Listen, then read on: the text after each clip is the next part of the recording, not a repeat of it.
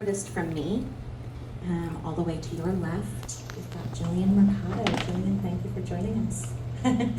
Jillian is an actress, model, and activist who was born and raised in New York City. Me too, girl. Yeah. And is of Dominican descent. Diagnosed with spastic muscular dystrophy as a child, Jillian has become a prominent figure in the fashion world, challenging beauty ideals and redefining traditional norms in the fashion industry. If you're not already following her, she's on Instagram as @JillianMercado. So check her out. All right, and then we've got Stephanie Nogueras. Stephanie is an actor, mentor, and founder of Pepita Productions, and a vibrant and versatile actor hailing from a Puerto Rican background. Beyond her acting career, Stephanie embraces her role as an ASL consultant, coach, and mentor, dedicating her time to teaching American Sign Language and deaf culture to students and families. And you can follow her on Facebook and Instagram as @Stephanie Nogueras. Yay. And Marissa is over here in the pink beside me. Marissa Hamamoto is the first professional dancer named People Magazine's Women Changing the World. Marissa is a spinal stroke survivor, a late diagnosed autistic, and a proud fourth generation Japanese American. She's the founder of Infinite Flow Dance, an award-winning dance company and nonprofit that employs disabled and non-disabled dancers with diverse intersectional identities with a mission to advance disability inclusion, one dance at a time. And we'll all get to dance a little bit, move a little bit later. And if you're not already following Marissa, she can be found @Marissa Hamamoto on all the socials.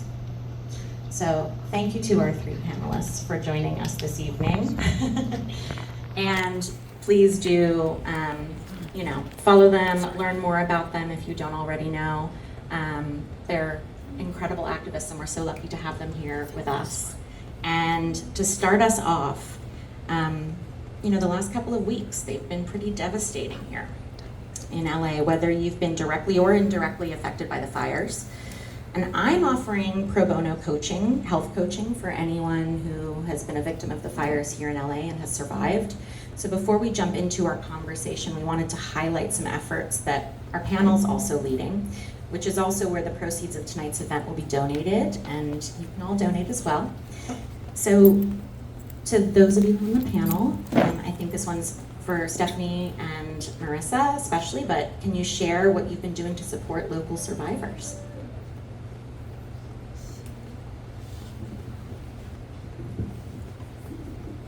Sure. I feel like the past month, all I can say is it's been really exhausting emotionally and mentally, because I'm working with OTG, which is Off the Grid Missions, an organization. It's a really small team for the LA area, specifically focusing on the wildfires. There's 3 of us actually, and it's a fantastic team, powerhouse truly. We've connected with Flow State ASL, which also has a small team. So we've partnered together. We have many volunteers. The list is quite extensive of volunteers that have, come together to also support this network. And we're really fortunate because prior to this, we never met each other. And once the fire started, we got a chance to meet everyone. Tiffany, you, as well, meeting you, Marissa, meeting so many people, even just through Instagram, has been really incredible. People who want to help, and I really, really appreciate the efforts that have come through. I've also noticed that when the fires started, immediately I thought, okay, what about deaf and disabled folks? Because I automatically knew they would be the last group to receive the information or to get help. And I went through that myself, through the system, so I get it. It's very traumatizing, it's very stressful. We are the last group to get the help that we need. And it's really frustrating. Yeah, very upsetting. It feels like we, as human beings, we're not getting justice, right? We have specific needs, but we're not actually getting them filled. And so that's why I automatically thought, okay, who is out there helping? It's hard to find organizations who are actually immediately trying to work on the ground, actively supporting the disabled community. And a lot of people were contacting me saying, hey, I have resources, I'm seeing a lot of resources, there's a lot of links out there, but I can't really find anything specific for what I need. And I've noticed there are so many posts out there on social media with resources, and there are a lot of resources out there, right? And I thought, okay, I've got to do something to support my community, and I thought, okay, OTG is out there, Off the Grid Mission. I reached out to the founder to see, hey, can we do something?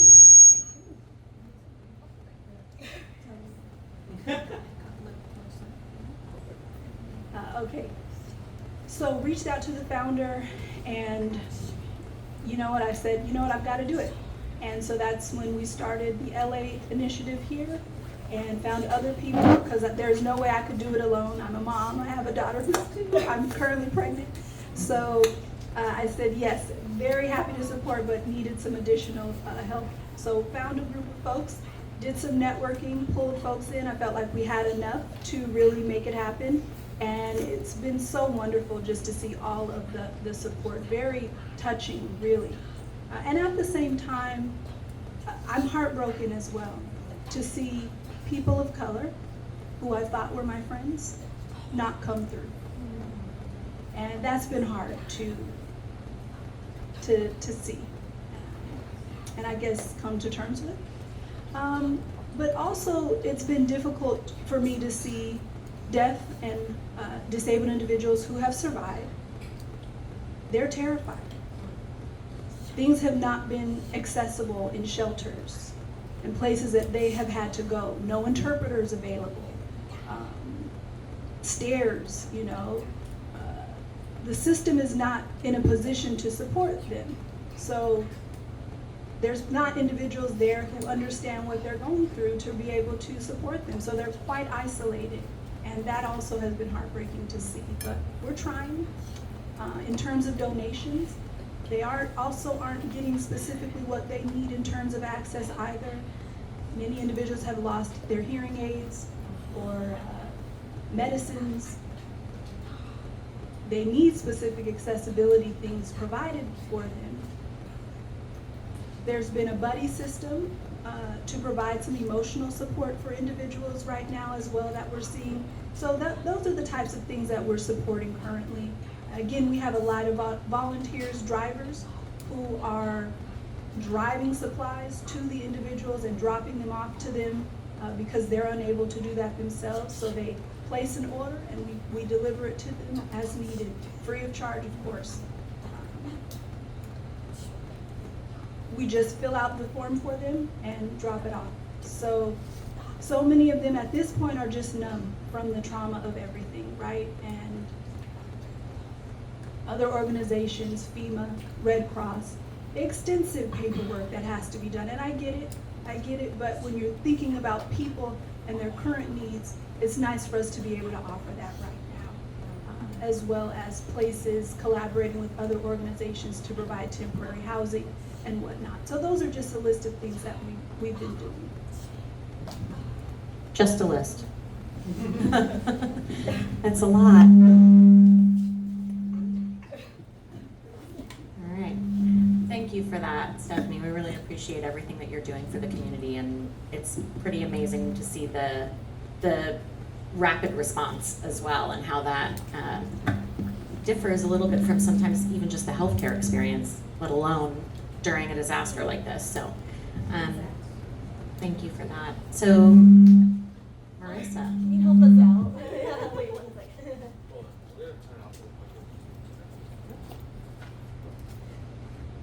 Move the speaker a little bit here. Thank you.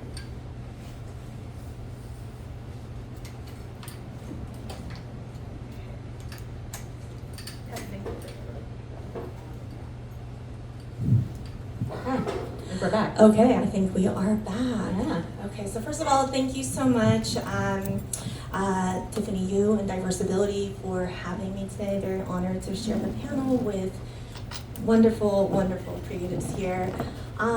So in context of how I'm supporting wildfire relief, in context of this, last year I was in 2 pretty big accidents, hit from behind, and I dealt with a lot of whiplash, and I had a lot of unexplained nausea throughout the year. And my process was, okay, if the nausea comes, then I go to the ER, and I get my fluids, I get some medicine, and then I usually calm down. So then, earlier this year, literally like January 1st, January 2nd, I got the flu, and I got nausea again. And so my process was, okay, all right, let's just go to the ER, get the fluids, get the medicine. And then on January 7th, as I was still recovering from the flu in bed, I opened up Instagram and wildfires. And just like Stephanie, I was like, oh my gosh, what's going to happen to deaf and disabled folks here that need to evacuate? And I said to myself, okay, I'm still sick, I still have the flu, I feel terrible, but if I wanted to go and drive to the ER right now, I can, and I recognize that privilege. Now, in Tiffany's book, The Anti-Ableist Manifesto, which I have right next to me here, one of the chapters that she covers in chapter 11 is about privilege. And she talks about, we all, whether you're disabled or not, we all are at the intersection of privilege and marginalization. And in that moment, I just kept on asking, what can I do? I also live in Orange County and Irvine, where we were not affected. In fact, Irvine was like business as usual, yet because my dance company is based here, my heart is in LA, I'm opening Instagram and all I see is fires. I couldn't help but ask myself, what can I do with my privilege, even though I have the flu right now? So I think on January 9th, I woke up and I'm like, disabled creatives, let's figure out how to support disabled creatives. So anyways, I looked at, okay, I was gonna donate a few $100s somewhere, but I said, all right, well, let's put that few $100s plus a few $100s for my organization, let's combine that, let's just launch a micro grant for disabled creatives who've been affected by the fires. And so, yeah, just launched it. And then Emily Ladau, who probably some of you have heard of, she's the author of Demystifying Disability. She texted me saying, Marissa, how can I donate to this? And I was not really thinking, having others donate, but I was like, okay, let me just create a donation link. So I created a donation link, which was pretty easy because Infinite Flow is a nonprofit. So I opened up that. And then next comes Tiffany, and next comes Katarina Rivera, and next comes a lot of my dance industry contacts, and suddenly everybody was donating to this fund. And then there's probably about 10 of you who actually in this room that have also shared the flyer, and I was going, wow, there are people that really care about people with disabilities, even though we feel oftentimes erased and isolated. So that was the empowering part. So where we're at with that is I've distributed the first round of $150 micro grants. And again, these are micro grants, and I know that $150 is not like a lot of money, but it can mean a lot of money when you're in an emergency. I'm just curious, hands here, who here was affected by the fires in some way, shape, or form, negatively? Now, who here did not lose their home but was negatively affected? All right, that's probably most of us. And so this is where I believe our micro grant goes, is to people that not necessarily have lost their homes, but people that have been negatively affected. Maybe you lost work. Maybe you had to evacuate and therefore you couldn't work that much. You can't pay rent, etc. So anyway, so the first round is out, but because, thank you to Tiffany Yu and a few others that donated to the micro grant fund, we actually have a little bit more funds. So we're planning to do a round 2. So if you are someone that have been negatively impacted in some way, shape, or form, do follow me on Instagram. and soon we'll be launching round number 2. I believe that we all have gifts to share to the world, and we use our gifts to make change in the world. And this was my way of just saying, what's one small thing I can do? That's beautiful. Thank you, Marissa. I did want to add one more thing, so Testing. Just want to also add, one of my favorite parts about this thus far in doing a lot of the relief work with OTG is that you really see deaf and disabled individuals, those who have evacuated, when they receive supplies from us and donations or getting assistance from us, when you see the joy that just illuminates from them, that is my favorite part. When we receive pictures from those who have received the things, the messages that they send, we're here for them, and that really has been touching. Giving that sense of hope. At the end of the day, that's what it's really all about, and that's been my favorite part from it. That gives me the satisfaction of knowing supporting the community. Beautifully said. Thank you, Stephanie. And it's not lost on me, and I'm sure not on anyone here, that so many of us in this community make it our mission to give back, right? So obviously that's happening in this context, but we know that sometimes our disabilities also make us more creative people. We have to navigate life more creatively. And in many ways, the creative industry is also the heart of LA. So we'd all love to know, how does creativity show up for each of you? Maybe we'll start with Jillian. We haven't heard from you yet. I'm gonna put you in the hot seat. Wore the wrong rings for this month. Thank you. Being a fan. Oh wait, hold on. Let's do that again. Okay. Thanks. How has creativity showed up for me? Yeah, how does it show up for you? And especially living in the disabled community and sort of experiencing life from a different lens in that way creatively as well. Yeah, I think I've always been a very creative person. I think, fortunately enough, the disability community has always been creative because, for example, I live in a home, I work in an industry, and I live in a world that wasn't designed for me. So I have to find creative ways every single day to survive and to do my best to experience the life that was given to me. And that comes with a lot of creativity. Comes with a lot of MacGyver moves and figuring things out and making sure that it's not taking over your life, but moving forward. And I just so happen to love the arts and love being creative as much as possible through my body, but also through makeup and going to places and traveling the world. And it just makes, I think, life a lot more brighter and a lot more colorful. And finding myself in those creative spaces, you learn something new too, one about yourself, but also about the world, and you take notes. So, yeah. Yeah, absolutely. Love that. Hey, Marissa. okay. Hold on. Testing. Testing. Okay. Okay. So I gotta speak into the mic. Hello. Okay. Do you want to? Thank you. Okay. I think if I hold the mic just like this. Okay. So in context of this, so I have 3 disability identities. It was 2 and now it's 3. So I am a spinal stroke survivor. At one point in my life, I was paralyzed from the neck down. I do not consider myself to have a physical disability anymore, but it's that. I'm also a late diagnosed autistic. In fact, I was diagnosed just 2 years ago.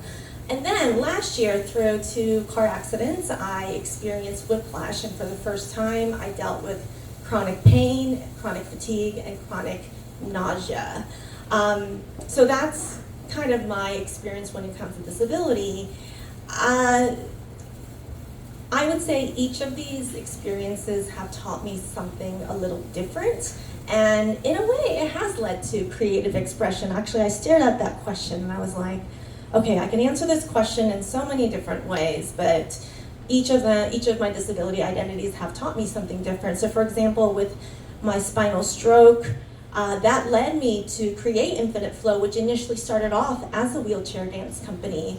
When I was paralyzed from the neck down, the last thing I thought was that I would be dancing again. Like I had never, at that time, which is July 26, 2006. And actually, by the way, I was paralyzed on July 26th, and July 26th is what? Anybody know? Okay, that's the anniversary of the ADA, so my stroke anniversary actually falls on the ADA's anniversary, ironically. But yes, at that time I was 24. I had never seen anyone using a wheelchair, unable to walk, dance before. And that eventually led me to question, well, if I hadn't regained my mobility, would I still be dancing today? And that eventually led to Infinite Flow, which initially started as a wheelchair dance company. Now we represent disabilities, both apparent and non-apparent, of all sorts now. And through that, I'll just say that I do have one of my company dancers here, Ryan Mason. Raise your hand, please. Okay, maybe Ryan can second this too. But I know that there's the social model of disability, there's the charity model, the medical model. There's many. And actually, if you want to learn about the models, right here, there's Tiffany lists about 10 of them in here. But I decided to coin another model of disability, and it's the creative model of disability, in which our disabilities can be pieces of art. And so when I go into the dance studio with my dancers, some of them are using wheelchairs, some of them have a prosthetic leg, blind and neurodivergent, every disability you can possibly think of in some way, shape, or form is represented. I see disability as an incredible tool to create. And in the studio, even today, just 3 hours before, I have Rye, who is a wheelchair user but has a dynamic disability. So Rye, I'll introduce Rye later because they will be helping me teach the dance class. But here's Rye, a wheelchair user who's got a dynamic disability, who sometimes dances using the chair, sometimes out of the chair, partnering a deaf dancer. And it's like if you think about it, in my brain now that it's been 10 years of Infinite Flow, it's just a natural thing, but go into the dance industry and it's like a totally unique thing. And out of those unique kind of, identities and disabilities comes incredible innovation. So I see disability as an incredible creative tool. The other thing I'll just say is 2 little things. In terms of my autism diagnosis, and I'm not going to go into my whole autism story right now, but I'll just say that reflecting back, I'm able to dive into one thing for a very, very long period of time and not get sick and tired of it. Some people might see it as kind of annoying because I'm very persistent, but I think through that persistence, I've been able to create things that that other people may not, because they would give up. The other thing I'll say about this whiplash, chronic illness, chronic fatigue, chronic pain that I dealt with this past year, there was a time when, the first time I was hit by a car, oh my gosh, this is very traumatizing to say, but my car literally spun twice and landed right next to the barrier. I could have died if I had hit the barrier. I had extreme whiplash and migraines, and this was the first time where I could not look at a computer screen or a phone for more than 2 minutes at a time. Yet I still had to somehow work. So I got really good at getting things done quickly and saying, okay, I only have 5 minutes here to do this. And during that time, I found creative ways to type, creative ways to, for example, I know that Tiffany uses, voice transcription, but I started using Otter, yeah. So I started using voice transcription because I don't have to look at the screen and I can just say stuff and it'll write my email. So anyways, I'm gonna stop right now and pass it over to Stephanie, but that's my experience with creativity and disability. Adaptation is very creative, that's for sure. All right, Stephanie. Oh. Okay. So I noticed in the comments talking about persistence and that idea, you can be stubborn in a good way, right? You make things work in your life, in this world that has lots of barriers in front of us. And in that way, you're able to live life to the full, finding other ways to get things done. I'm obviously deaf. I grew up in a hearing family. I was the only deaf individual. So it was natural for me growing up, figuring out, okay, how can I communicate with hearing individuals? My family spoke Spanish. That was the first language, their first language. Second was English, and then the third was ASL. And just my parents and my sister were in our immediate family. Extended, we have a large family, but there still were feelings of isolation. And growing up, I felt very confused about my identity as a deaf individual, and it really gave me a space to reflect and think about my self-identity. During my teenage years, those are the worst times of all of our lives, I'm sure. You're a bit rebellious, you're going through chemical changes and hormonal changes, but bless my mother. But no, that was a time where I was a little rebellious. I'm like, Mom, why don't you pay attention to me? Why don't you want to know who I am? Why are you putting or showing pity to me? And she didn't have answers. And I know it was hard for her. I recognize that. It was tough for her to find the answers for me. And perhaps there weren't any answers, but that really gave me some time to reflect and have more creativity. So I got a notebook. I said, look, we can communicate this way. And the efforts that were invested weren't the greatest, I would say. Again, individuals would think, oh, you're deaf. You're going to live at your parents' home forever. You really don't have a future. Well, look where I am now. Right? Oh, yeah. Okay, so that speaks for itself. Yeah. But yeah, that was obviously a point where it hit them in the terms of deaf people don't have to be limited. They can find a way, and because of the creative ideas that I tried to come up with to communicate with people, and again, persevering in that, finding ways and not really giving in to the fear of allowing things to hold you back. There's so much out there, and there's so many people out there that say you can't. Oh, you can't work. There's no way you can figure out how to communicate. The negativity can go on and on and on, but again, meditating and trying to think about some different creative ways to combat that has helped quite a bit.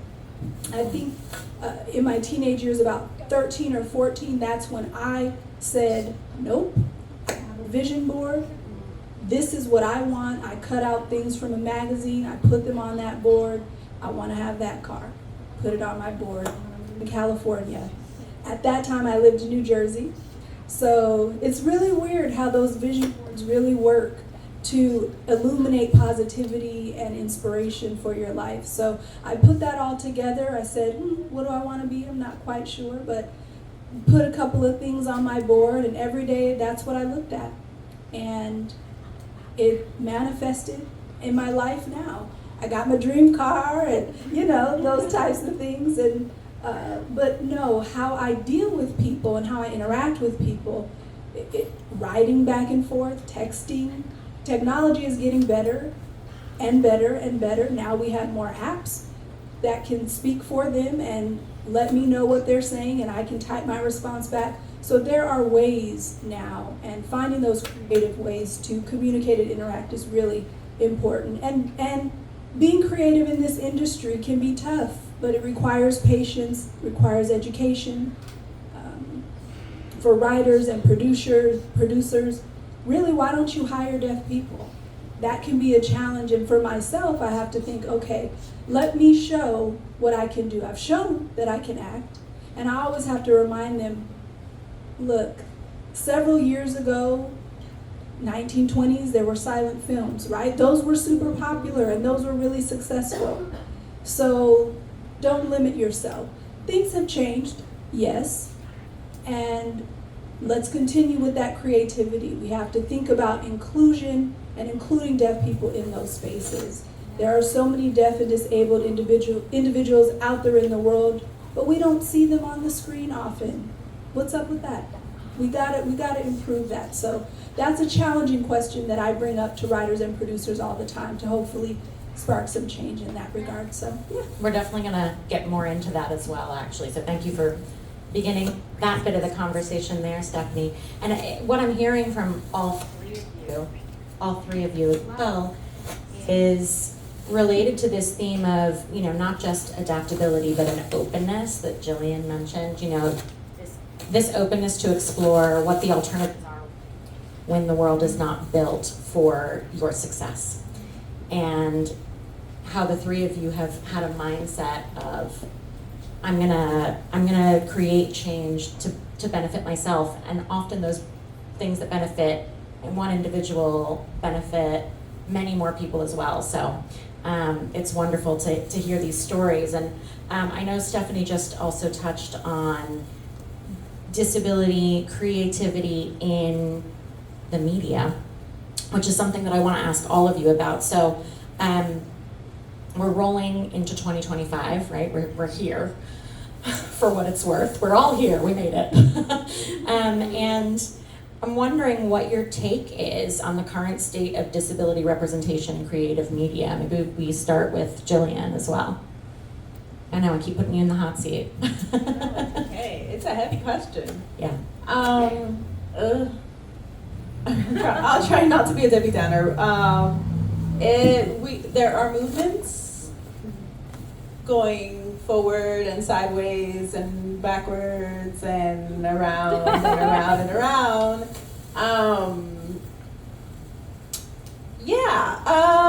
We can do better. We can do a lot better. Actually, we need to do a lot better. I feel like there's a lot of people in high places who truly believe that they don't have the power to change an industry, and so they want comfortability. They want easy money.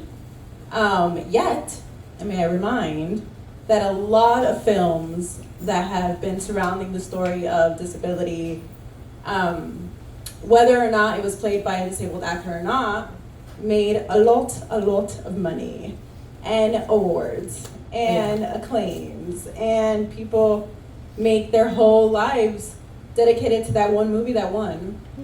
So I feel like it's time that people get the stories right, because the stories haven't been told right, because they haven't been written by and for our community. So there has been a lot of damage being made. So I truly do hope that not only do these conversations like we're having now happen, but there's actually actions being made. I think that everything I've done so far in the entertainment world, one being, I'm gonna put her on the spot here, the director that I was in her short film, Fabiola, right over there, raise your hand, don't be shy. She's an amazing director, and I worked with her and she made the whole process extremely comfortable, and we had a lot of open conversations, and it's about those people to recognize that we are here and our stories matter. At the end of the day, we are human, and at the end of the day that our stories need to be told by us, not the assumption of us, or not the, oh, I have a brother, or I have a friend, or I have a neighbor, or yeah, I saw that one movie, Yeah, it's not fair, because then the opportunities don't keep going. I love that I know a lot of people in the industry who have disabilities, whether it's in front of the camera or behind.